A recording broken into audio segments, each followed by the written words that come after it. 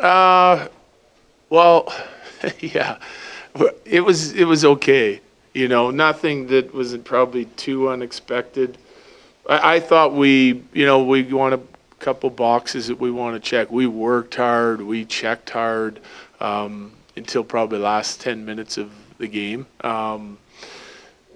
We had a couple breakdowns. Our breakdowns were big breakdowns for grade A's, but most of them came late in the game, and they were individuals getting beat one on one. It wasn't from lack of effort or not trying to do the right thing.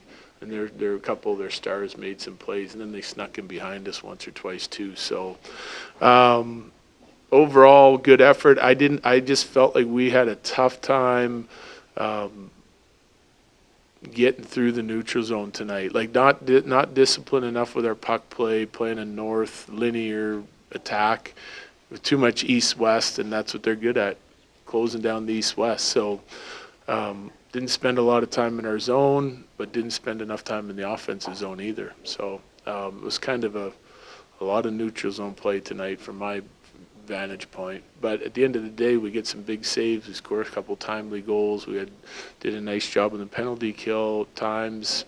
We end up getting the win, even though it wasn't our prettiest game of the year. After the last couple of games, high-scoring wins, is it nice to see these guys win a 2-1 and everything? Well, I like the fact that we stayed with and grinded it. I didn't love the end of the contest with those chances against. Obviously, any one of those could have went in, but we kept fighting and we go get one on a hard-working shift and gets called back for offside. There was a lot going on in the third period. It's a lot of things I haven't seen for quite a while, but yeah, sometimes that's the way it goes. You got to stick with it. You got to be resilient, and they were they were staying focused on the bench and playing hard and. Thought the new guys did a nice job coming in, and all of them, and contributing. So, got to keep working on the chemistry, do some teaching here. We have a perfect schedule for it now. We get a day off to rest tomorrow. You remember too, all those new guys coming in last couple of days into altitude. You could tell they were feeling it, and didn't. Some of them probably didn't have their jump and lungs that you'd want them to have in order to be big difference makers. But they all played well. But we got a day off tomorrow. And then we'll get a good practice day and slice and dice some video for these guys, and then we'll have a lighter day and we hit the road for a tough road trip. You mentioned yesterday that Trenton, you've seen him play center, or when you elected to play him on the way. You took a lot of face-offs, but Yeah. instead had complete ownership. Was kind of what happened with all that, the thought process behind all that. Oh yeah, well I wanted him to play on that third line and be part of that identity, so that's where we played him. He's been playing wing mostly this year. I talked to him before this morning and before the game, and he's only played a handful of games at center, but he is pretty good on the face-offs. And anyone that's played center, like all of our penalty killers, are wingers, right? So having a guy that can go out and do the job that he did tonight on the face-offs is helpful. And he was really good there. We want him in the penalty kill mix along with Dewey, and I just think that it's. Cogs has played a little bit of center for us when we needed it. Obviously, we're missing Parise still, and OC. So we'll see, how the lineup shapes up and exactly how we decide to structure our lines as we move on. But for tonight, we just decided to go that way. Do you have to go back to the basics a little bit, even like stuff that you work on in training camp at this point? Oh yeah. Okay. Yeah, we will. We will. Like that's basically what we showed the new guys coming in is some of Cliff Notes version of our training camp video. I don't want them thinking too much, but that's why we'll pick at it, right? It doesn't have to be perfect right now, but it does have to be perfect 16 games from now, So we'll just keep building it and reforming the new identity of our team line to line, so everyone knows what to expect from everyone else on the ice and all their teammates, line mates, so we become one cohesive unit before the playoffs is really important, So I'd like to experiment a little bit, get our guys back, find some lines that work. You always have to be open to moving them around a little bit, but try to get some consistency in our group before the end of the year. Val was the number one star. He pretty short answer, probably one of my better interviews.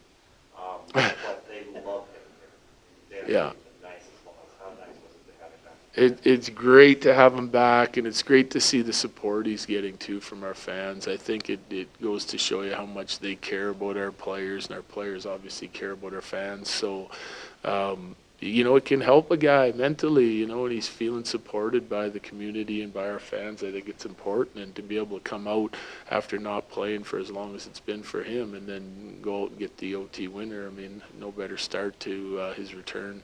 I was going to ask about him. You started him on the second power play unit. Is that just getting him back up to speed, or? Yeah, well, first power play unit scored a couple goals. They've been rolling here recently, so no need to change it, right? So that second power play unit can be dangerous now. We got Middlestead on there, Colton on there, Val up in net front. However we decide to structure, we'll probably move things around, do some experimenting. We've got a couple different ideas for the 5-on-3, 5-on-4s. But yeah, when you go out and bang a few power play goals, you don't want to just change it just because you got new personnel. It's working. They can fit in, get used to the system.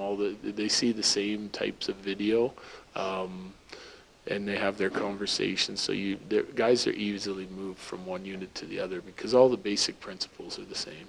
Last few questions, guys. Coach, what does it say about Val Nichushkin's game that he hadn't played for 2 months, comes back in, he was battling at times, but still finds a way to get to the front of the net, contribute in overtime? What does that say about the way that he prepares, the way that he kind of goes about the game? Well, he's the consummate professional, right? Like, he's one of our guys that, and we have lots of them, but trains hard to get himself physically ready. He's dialed into all the details. I mean, that's what makes him so successful. It's not just his size, strength, skating ability, right? Like that is a natural part, but he works at that hard. But he is a dialed-in player when it comes to every aspect of the game. That's why he's on the ice when we're up goals, when we're down goals, when we're defending leads, etc. Power play, penalty kill, he does it all for us. So he's always been that way. I wasn't expecting it to change. Last one, Megan. Physicality was a theme you were talking about the latest new additions, and I was curious, even though there's still some details to work out, if you saw that immediately. Oh, yeah. Yeah, no question. I mean, even if you look at, it was like we were having a tough time drawing penalties tonight, and the Colton line goes out. I think DeHame might have been out with them on that shift, and they were going to the net hard. They had a few different shots to the net, fighting for rebounds net front, and then Colton gets knocked down from behind. Like, that's the identity I see from that line. And they'll get there, build it more consistently, but all those guys play with an edge, play physical. Trenton, Duhame, Colton, Wood, like, that's what we need them to. We need them to be able to, cause some havoc and chaos out there, and that's when they're at their best. So they draw a big penalty late in the game, and yeah, it'll continue to build if they keep playing the right way. Thanks, Jared. Yeah, thanks.